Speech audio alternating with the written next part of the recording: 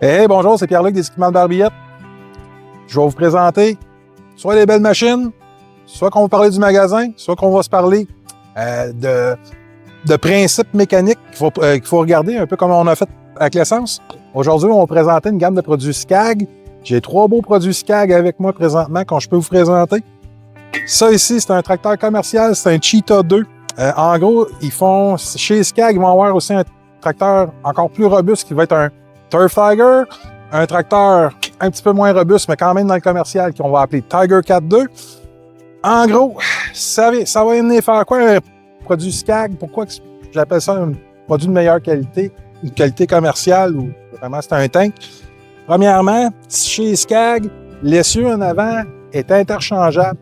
Fait que si vous avez un Ferris, un Hustler, un John Deere, puis vous rentrez dans une tombe, une pierre tombale, en avant, on crochit l'essieu, c'est bien plate, il va falloir sortir les torches, il va falloir décrocher, essayer de remettre ça bien droit, et en faisant notre petite prière que tout va bien aller.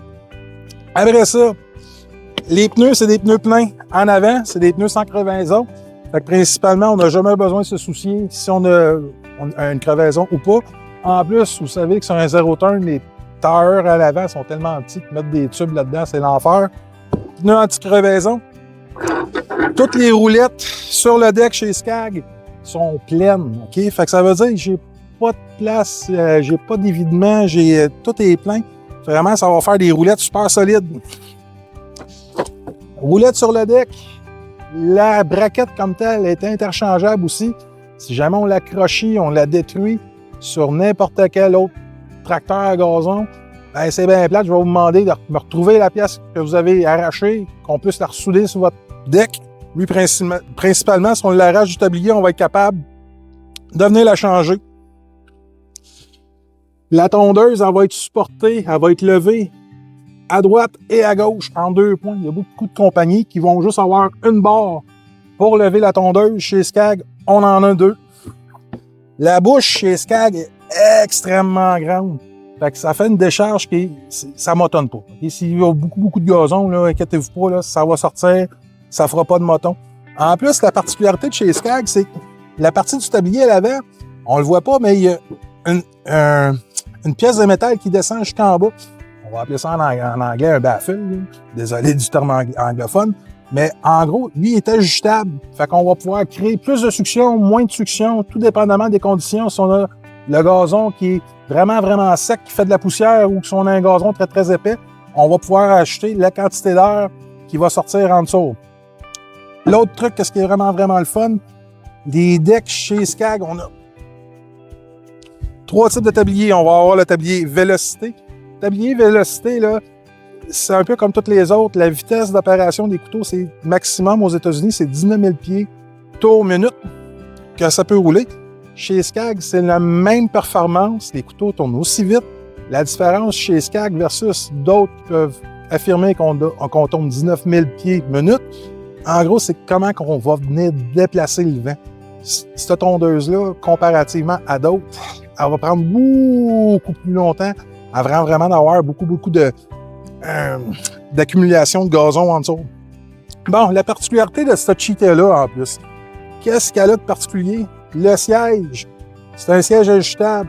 Mais en plus, c'est pas juste le siège qui fait la suspension, parce que toute la plateforme de l'opérateur est montée sur un ressort que là, on a une suspension sur le siège, une suspension pour la plateforme d'opérateur. On l'a essayé tantôt, là, c'est vraiment incroyable. On peut aller à pleine vitesse, là, vraiment, puis on est sur le terrain, puis c'est pareil comme sur un nuage. Mais en arrière, je regarde en dessous du siège ici, j'ai vraiment un gros ressort qui va venir faire vraiment la suspension de ma plateforme. En plus, chez Scag, les fans pour la transmission sont protégés avec un garde. Principalement, si on ne peut pas avoir une branche qui va tomber dessus puis briser nos fans. Tout le côté électrique chez Scag, tout va être gainé de type automobile ou tracteur de ferme. Fait que ça, en gros, ce filage-là, quand il est protégé comme ça, c'est que si on a beaucoup de vibrations, on n'aura pas une place qui va pouvoir couper le fil qu'à la longue, faire un mauvais ground. Vraiment très surprenant aussi, ce tracteur-là, on a un sélecteur de vitesse. On a la basse vitesse, on a la haute vitesse. Basse vitesse, c'est jusqu'à 18 km/h, haute vitesse 24 km/h de déplacement. 24 km/h, on ne peut pas couper de la pelouse, là, mais pour passer d'un terrain à l'autre ou ramener notre tracteur à la remorque, ça va aller beaucoup plus vite, on va gagner du temps là. 2 tanks à gaz. Quantité totale qu'on va pouvoir amener, c'est 50 litres d'essence. 50 litres d'essence, là, on va être capable de probablement faire toute notre journée avec un plein sans avoir besoin de la remplir. Après ça, chez Scag, les moteurs, on va avoir le choix d'un moteur Briggs & Stratton, Kawasaki, Kohler, à carburateur ou à injection électronique. Dernier point qu'on va se parler, juste la robustesse du tablier, de la conception, comment ils ont fait. Premièrement, toutes les poulies pour l'axe, pour les couteaux, c'est des poulies des split poulies ou des poulies en 2 parties qu'on appelle. C'est toutes des poulies usinées pratiquement. C'est pas des poulies qui ont été formées ou pressées. C'est vraiment machiné d'un bout à l'autre. Après ça, pour les bras, des bras de tensionneur chez les tracteurs, la plupart du temps, on va rouler avec un système de pin bushing. Chez Scag, les bras de tensionneur, eux autres, on est avec des roulements à billes.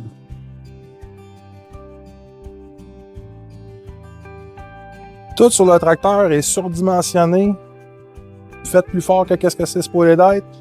Les spindles, les axes sont en fonte.